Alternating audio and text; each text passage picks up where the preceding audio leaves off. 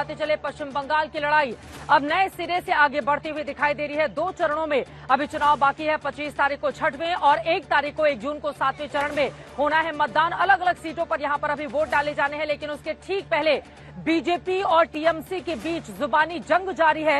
इन सब के बीच ममता बनर्जी को बड़ा झटका लगा है। आपको बताते चले कलकत्ता हाईकोर्ट की ओर से ओबीसी आरक्षण मामले को लेकर एक ऐसा फैसला दिया गया है जिसके बाद यहां पर वाक युद्ध तेज हो गया है। एक तरफ बीजेपी आरोप लगा रही है कि तुष्टीकरण की राजनीति की वजह से ही इस तरह के फैसले ममता सरकार की ओर से लिए जाते रहे, जबकि वहीं दूसरी तरफ टीएमसी की ओर से आरोप लगाया जा रहा है कि जब भी चुनाव नजदीक होते हैं तो इसी तरह से एजेंसियों का दुरुपयोग करके चुनावी बढ़त लेने की कोशिश करती है भारतीय जनता पार्टी।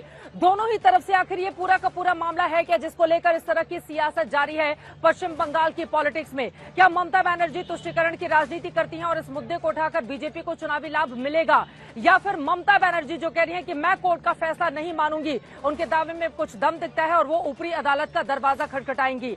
यहां पर मुस्लिमों की तादाद बहुतायत है। ममता बनर्जी को कई सालों से लगातार वो वोट कर रहा है। इस बार की परिस्थिति क्या बनेगी? कई ऐसे सवाल हैं जिसको लेकर दंगल में बड़ी चर्चा हम करने वाले हैं, लेकिन उसके पहले जान लीजिए पूरा का पूरा मामला है क्या जिसको कोर्ट ने पलट दिया, जिसके बाद राजनीति पश्चिम बंगाल की गर्मा गई है। ये रिपोर्ट देखिए।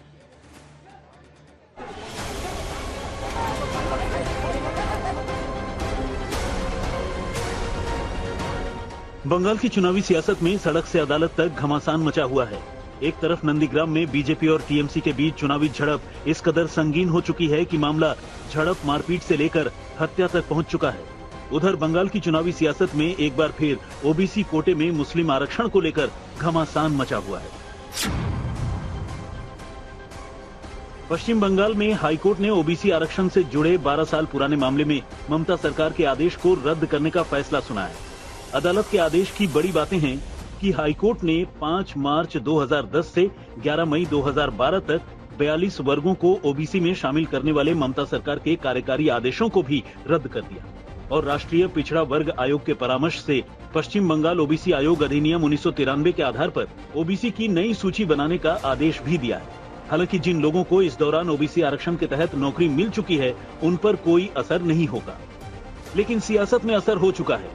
बीजेपी मुद्दा बना रही है कि टीएमसी ने सिर्फ वोट बैंक के तुष्टीकरण के लिए मुस्लिम समुदाय की 65 जातियों को पिछड़ी जाति में शामिल करके ओबीसी के हक में सेंधमारी कर दी। बंगाल में लोगों ने मुसलमानों को रातों रात ओबीसी के सर्टिफिकेट दे दिया था।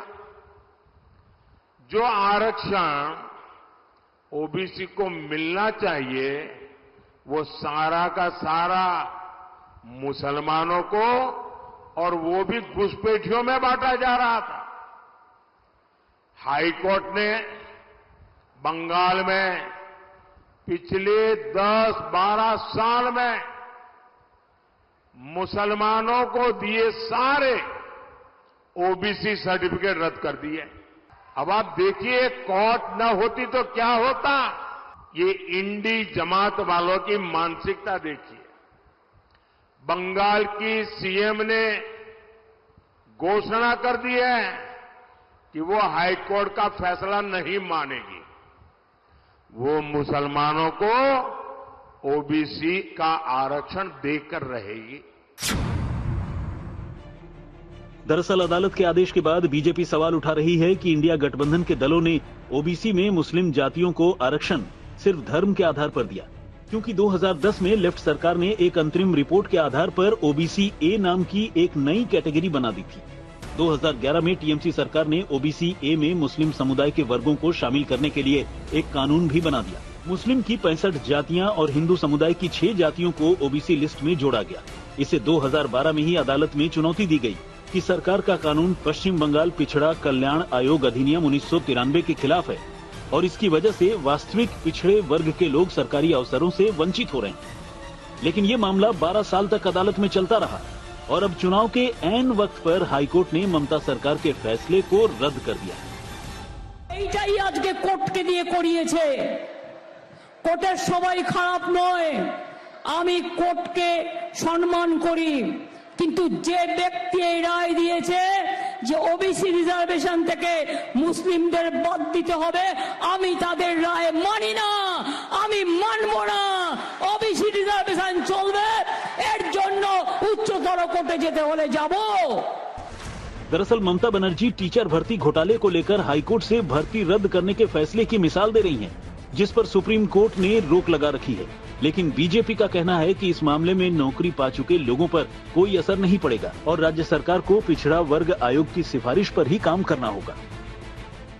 मेरे पास में जो रिपोर्ट आई थी, जो रिपोर्ट मैंने रिव्यू लिया था, तो 2010 तक 11 के पहले 53 जातियां मुस्लिमों की ओबीसी में थी, 55 जातियां हिंदुओं की ओबीसी में थी। उसके बाद 71 बढ़ाई गई है। 71 में से 6 जातियां मुस्लिमों की, हिंदुओं की बढ़ाई गई और 65 जातियां मुस्लिमों की बढ़ाई गई। कुछ बांग्लादेश की जातियां भी इसमें ओबीसी में जोड़ी गई थी।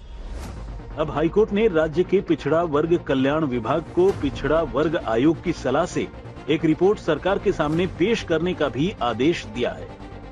आज तक ब्यूरो।